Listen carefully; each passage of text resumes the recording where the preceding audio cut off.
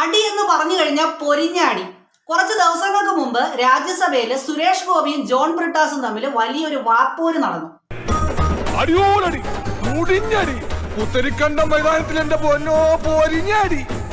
മുനമ്പത്തെ ഭൂപ്രശ്നവും വഖഫ് ബില്ലും ഒക്കെ ആയിരുന്നു പ്രധാന ചർച്ചാ വിഷയങ്ങൾ.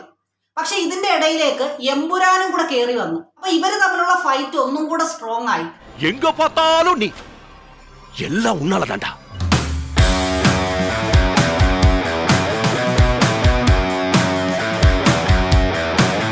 ഇവിടെ ആദ്യം സംസാരിച്ചു തുടങ്ങിയത് ജോൺ ബ്രിട്ടാസ് ആയിരുന്നു. ഉത്തരേന്ത്യയില് ക്രിസ്ത്യാനികൾ BJPയിൽ നിന്ന് നേരിടുന്ന ചില ആക്രമണങ്ങളെ കുറിച്ചൊക്കെയാണ് ജോൺ ബ്രിട്ടാസ് സംസാരിച്ചത്.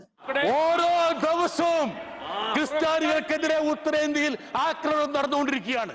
മണിപ്പൂരിലെ 200-ലധികം പള്ളികൾ കത്തിച്ചതിനെ കുറിച്ചും മധ്യപ്രദേശിലെ ജബൽപൂരില് വൈദികന് നേരെ ഉണ്ടായ ആക്രമണത്തെ കുറിച്ചും ഒക്കെയാണ് സംസാരിച്ചത്. ഇവിടെ ജോൺ ബ്രിട്ടാസ് മുന്നോട്ട് വെച്ച പോയിന്റ് എന്താന്ന് വെച്ചാൽ, ഈ മുനമ്പം ഭൂപ്രശ്നത്തില് ഇവര് കാണിക്കുന്ന ആത്മാർത്ഥതയുടെ ഒരു 10% ഇവര് ഉത്തരേന്ത്യയിലും കൂടെ കാണിക്കണമെന്നാണ്. അവിടെ ഓരോ ദിവസവും ക്രിസ്ത്യാനികൾ ആക്രമണം നേരിട്ടുകൊണ്ടിരിക്കുകയാണ്. പക്ഷെ ഇവിടെ പ്രശ്നങ്ങൾ സ്റ്റാർട്ട് ചെയ്തത് ജോൺ ബ്രിട്ടാസ് പറഞ്ഞ ഒരു സ്റ്റേറ്റ്മെന്റിൽ നിന്നാണ്. സുരേഷ് ഗോപിയെ പ്രൊവോക്ക് ചെയ്യിപ്പിക്കുന്ന രീതിയിലുള്ള ഒരു സ്റ്റേറ്റ്മെന്റ് ആയിരുന്നു അത്. എമ്പുരാൻ സിനിമയിലെ കഥാപാത്രമുണ്ട്, ആരാധനയോ സർ, മുന്ന. ആ മുന്നയെ ഇവിടെ കാണാം, ഇവിടെ കാണാം.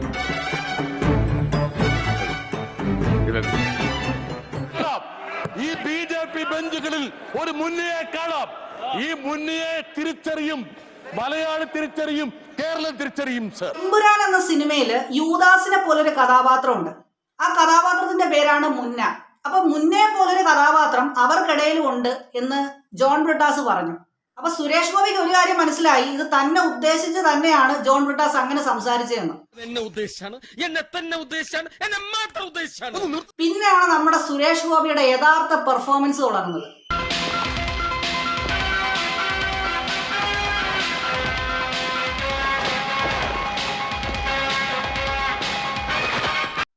ഇവിടെ സുരേഷ് ഗോപി യഥാർത്ഥത്തിലും ഭരചന്ദ്രൻ IPS ആയിട്ടങ്ങ് മാറി.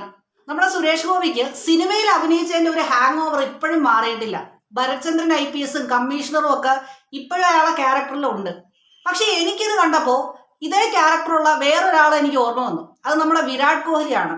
വിരാട് കോഹ്ലി വളരെ അൺഎക്സ്പെക്റ്റഡ് ആയിട്ടൊക്കെ ഔട്ടായി പോകുമ്പോൾ അദ്ദേഹം ബാറ്റൊക്കെ വലിച്ചെറിഞ്ഞ് വളരെ അഗ്രസീവായിട്ടുള്ള രീതിയിൽ പെരുമാറാറുണ്ട്. അപ്പൊ അതുപോലെ ഒരു അഗ്രഷനാണ് സുരേഷ് ഗോപിയിൽ നമുക്ക് കാണാൻ പറ്റുന്നത്. ഒരിക്കലും ഒരു പൊളിറ്റീഷ്യൻ ഈ ഒരു രീതിയിൽ റിയാക്ട് ചെയ്യാൻ പാടില്ല.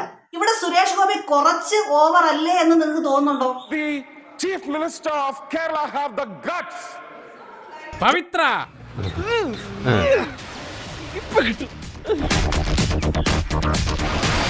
ഇപ്പൊ വായിച്ചു കൂട്ടാടാ.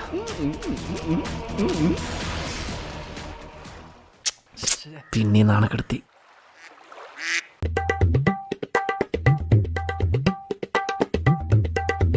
He was talking about Empuran, a cinema which was yesterday.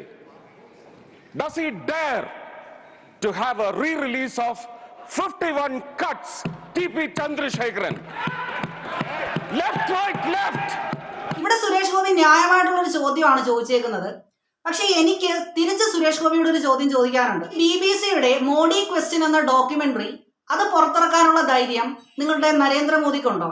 ഇവിടെ കാലങ്ങളായിട്ട് ആളുകൾ ചോദിക്കാൻ ആഗ്രഹിക്കുന്ന ഒരു ചോദ്യമാണിത്. പിന്നെ ഈ TP 51 കട്ട് എന്ന് പറയുന്ന സിനിമ ഇപ്പൊ യൂട്യൂബിൽ അവൈലബിൾ ആണ്. നിങ്ങൾക്ക് ആർക്ക് വേണമെങ്കിലും അത് കാണാവുന്നതാണ്. പിന്നെ ലെഫ്റ്റ് റൈറ്റ് ലെഫ്റ്റ് ഒരുവിധം എല്ലാവരും കണ്ടതാണ്. അത് ഏകദേശം 50 ദിവസത്തോളം ഓടിയ സിനിമയാണ്. പക്ഷെ ഇവിടെ ആരും അതിൽ ഇത്ര സീനുകൾ വെട്ടിമാറ്റണം, അതുപോലെ തന്നെ മ്യൂട്ട് ചെയ്യണം, ഇങ്ങനെയുള്ള കാര്യങ്ങളൊന്നും പറഞ്ഞിട്ടില്ല. കോടീശ്വരൻ എന്ന് പറയുന്ന പ്രോഗ്രാം ചെയ്തിരുന്ന സുരേഷ് ഗോപിയോട് നമ്മളെ മലയാളികൾക്കൊക്കെ ഒരു പ്രത്യേക ഇഷ്ടം ഉണ്ടായിരുന്നു. പക്ഷെ ഇപ്പൊ ഓരോ ദിവസം കഴിയും തോറും ആ ഇഷ്ടം കുറഞ്ഞു വരികയാണ്. സുരേഷ് ഗോപി തന്നെ ട്രോളാനുള്ള കണ്ടന്റുകൾ എല്ലാ ദിവസവും ഉണ്ടാക്കിക്കൊണ്ടിരിക്കുകയാണ്. ഒരു കോമഡി ക്യാരക്ടറായിട്ട് മാറിക്കൊണ്ടിരിക്കുകയാണ്. നിങ്ങൾ ആരാ? ഞാൻ ആരാ ഏട്ടാ? നിങ്ങൾ ആരാണ്? നിങ്ങൾ ആരോടാ ചോദിക്കുന്നത്? വളരെ സൂക്ഷിച്ച് സംസാരിക്കണം. ആരാണെന്ന് തനിക്കറിയാൻ മേലെങ്കിൽ താൻ എന്നോട് ചോദിക്ക്, താൻ ആരാണെന്ന്. തനിക്ക് ഞാൻ പറഞ്ഞു തരാം താൻ ആരാണ്. മാധ്യമാരാ? മാധ്യമ